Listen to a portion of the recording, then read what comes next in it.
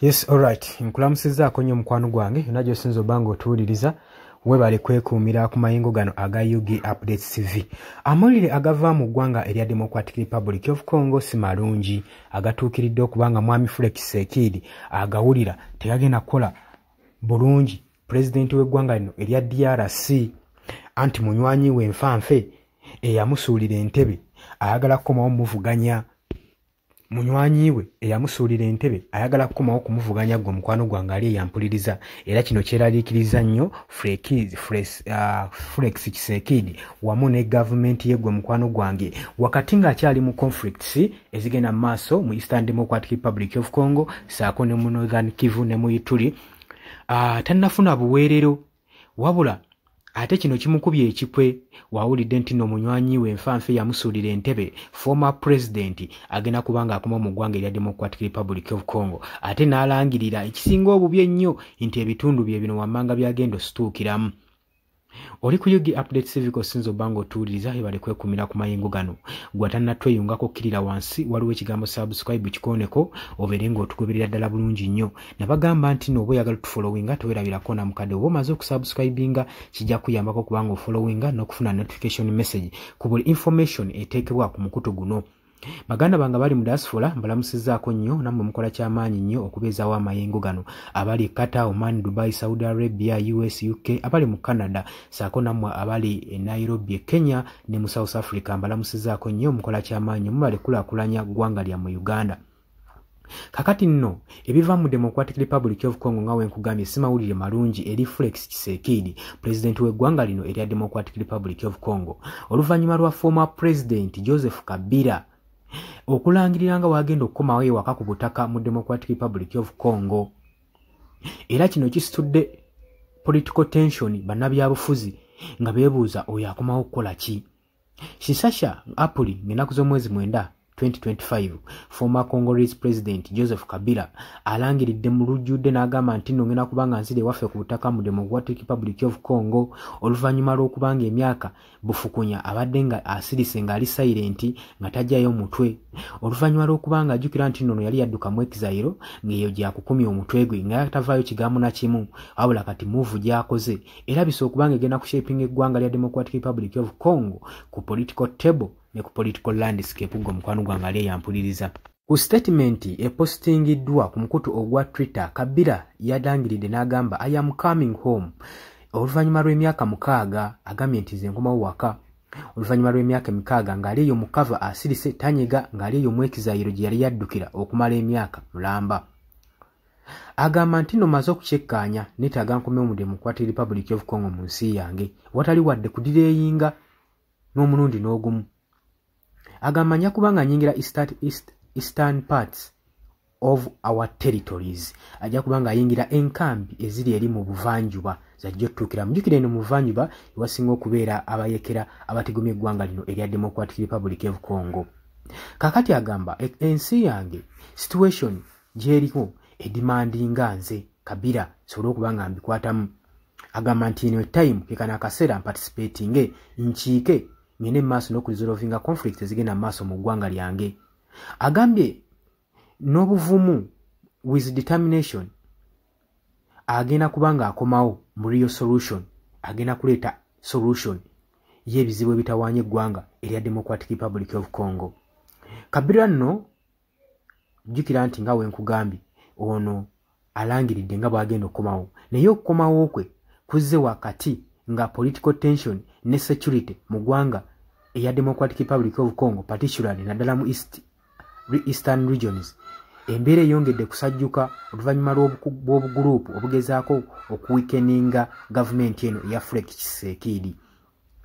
Former president ono Joseph Kabila jjukira nti yafuga omwaka okuva mu mwaka gwa 2021 okuva mu mwaka ogwa 2001 paka ku 2019 nga tannaba kubanga awaayo entebe eri Felix Tshisekedi.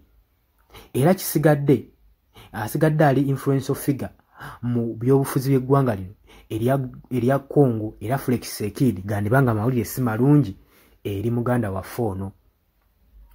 Relationship wakati wa Joseph Kabila ne Felix Tshisekedi president w'eggwanga lino atwala eggwanga mu maaso lyagootaana ebiseera ebiyise emabega.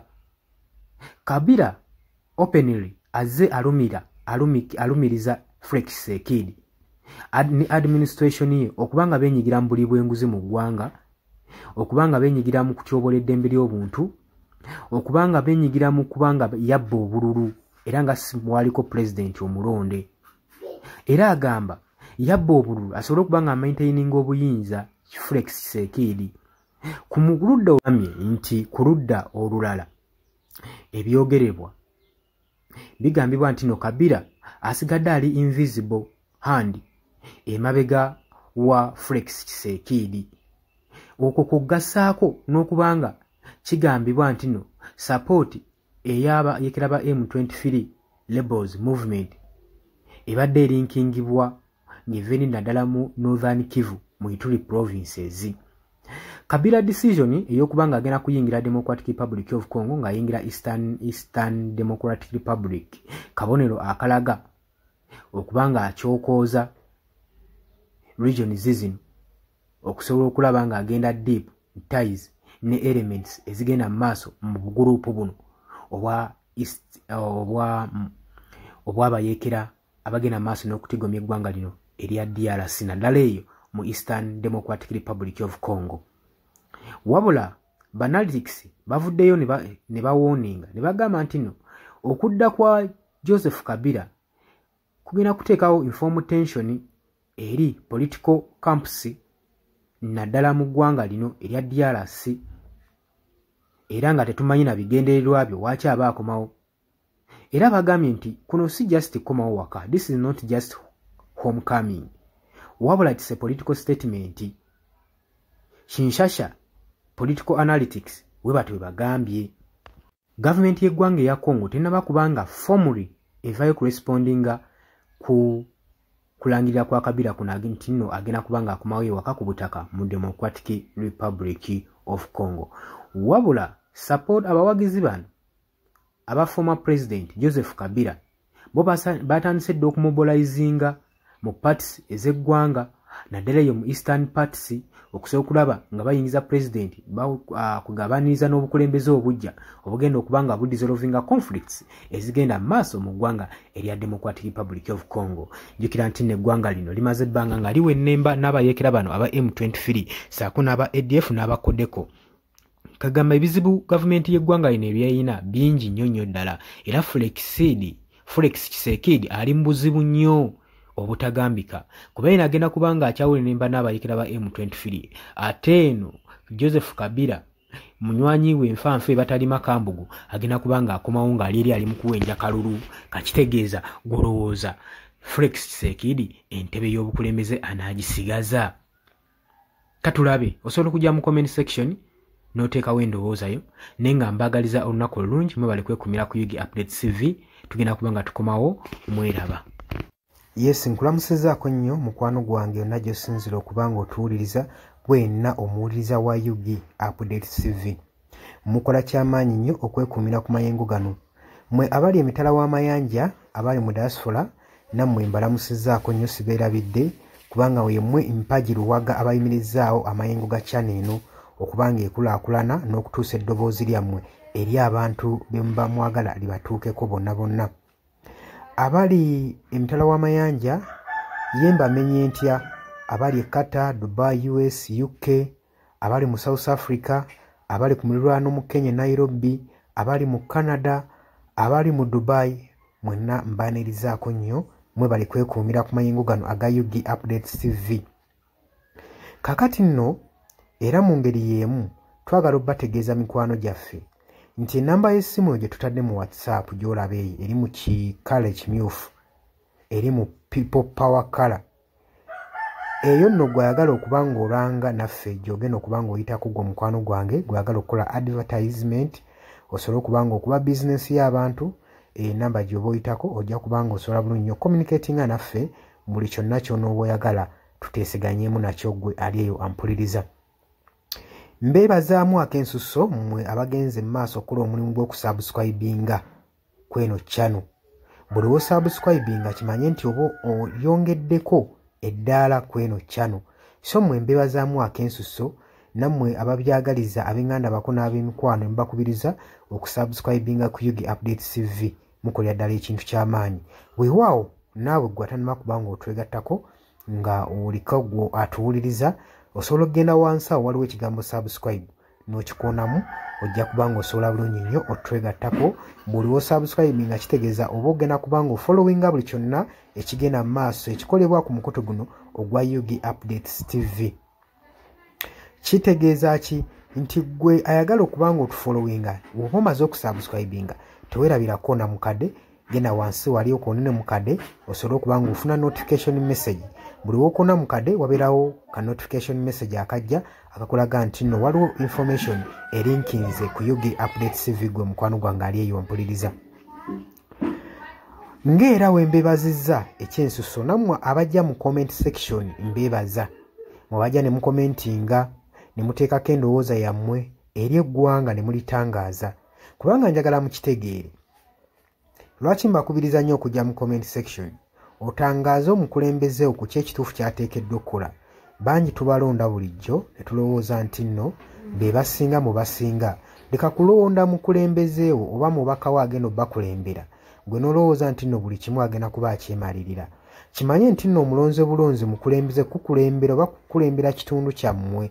Mmwe bagenda okukulembera ye mmwe bagenda okuba ng'akiikirira bukiise eri yonna yonna mu gavumenti. So si tekyandibadde kya bwenkanya omulekera obuvunaanyizibwa n'otamu advisinga. Ky'oba olaba mbakubiriza okujja mu comment section muteekewo endowooza zammwe musobole okutangaaza ku bakulembeze bammwe ku biki ebituufu bye bateekeddwa okukola. Bangi tubalonda bulijjo ne bagenda mu paliamenti nga babadde bantu balamu ne batuuka eyo ne bawuttaalirayo. Kitegeeza ki? Nti olina okuba nga buvunaanyizibwa bwo okuzuukusa omubaka wo oba olaba nga yeebase. Gwe mukwano gwange ali eyampuliriza. Ne ntumirako nammwe abalwanidde eddembe ly'enkyukakyuka mu ggwanga lyattu Uganda mukola ky'amaanyi nnyo okulwanirira enkyukakyuka. Gwe ali eyeebase ng'ebintu tobiraba oba nga olabanga ebitakukwatako bijja tuuka ekiseera bikwateko. Wabula ate gwe nkuzaamu amaanyi agenda mu maaso n'okuyiwawo omubiri ng'olwanirira enkyukakyuka. Bannanga abantu abo mubeebazeemu ak'ensuso kubanga bakola ky'amaanyi nnyo obbaliidinga n'obbakulemberamu n'okubalaga ki ekituufu ekisaanidde okukolebwa. Mukimanye mu nsi bwe tuba tubaako bye tulwanirira oba bye tuluubirira si lwakuba nti nno tukolerera oba abasinga bayinza olowooza nti omuntu ogenda mu maaso n'okuba nga alwanirira enkyukakyuka alina bye yeeyagaliza nga ye omuntu. Kino njagala okukibategeeza nti mu kulwana ebiseera ebisinga weewaawo tetufuna ekyo kye tuba twagala kye tuba tuluubirira. Naye okulwana tusuubira buli wano mu kulwana tuba n'essuubi nti tusobola okufuna ekyo ekitugwanira. Kati naawe mukwano gwange ali eyo alwanira enkyukakyuka kino kankikutegeeze. Wandibanga nno oli eyo olwana nga tumanyidde ogenda kifunamu weewaawo oyinza obutafuna ekyo ky'oyagala naye osobola okufuna ekyo ky'ogwanira. So tulwana olw'enkyukakyuka nga tulwanirira okufuna ekyo kye tugwanira. Kati gwe mukwano gwange ky'ofuna kye kiggwanira eyo gy'oli. Wandibanga ky'oyagala okifuna naye kye kiggwanira. Bangi mugenda ne muwambatalira eyo mu bibiina by'obufuzi ne babafujjirira omusimbi. Yesi ssente ozifuna bazikuwa era obulamu bwo bweyagala naye okakasa ekyo kye bakuwa kye bakufujjirira mu kabaasa kye kiggwanira. Ebiseera ebisinga ffe tetulwana olw'okuba nti no twagala kufuna ebyo bye twetaaga. Nedda wabula tutunuulira nnyo point eno nti kye tugenda oba kye tulwanira kyenfuna kyengwanira. Mutuufu ogenda n'oweetunulamu n'olaba nga kyofuna si kyokola ki si kyogwanira nga ggwe munnansi. Ky'oba ovaayo n'embavu osobola okuba nga olwanirira enkyukakyuka gwe mukwano gwange ali eyampuliriza. Nja basaba kano akatambi tugende mu maaso n'okuba nga tukasheyalinga buli muntu ategeere kiki ekigwanidde okukolebwa na lwaki enkyukakyuka esaanidde okubeerawo mu ggwanga lyattu Uganda. Si lwakuba nti oli bulungi kati wabula wandibanga oli bulungi naye ekyo kyofuna kyogwanira. Ekyo kyekibuuzo. Era naawe osobola okujja mu comment section n'onteerawo endowooza yo nti gwalemesa enkyukakyuka kyofuna kyolwanira. Muli ku Yugi Updates TV ku musinzi obanga mutuwuliriza mwebale kwekuumira ku mayengo gano. Ngenda maaso n'okukubiriza mmwe abatannatwegattako kirira wansi waliwo ekigambo subscribe kikonemu obeere ng'otweyungako. Ennamba eyo gye ntaddeawo nabagambye dda gwagala okulanga naffe gy'oba oyitako ojja kuba ng'osobola okommunikatinga. Mbaagala nnyo mweraba era nga mbaagaliza ebisinga.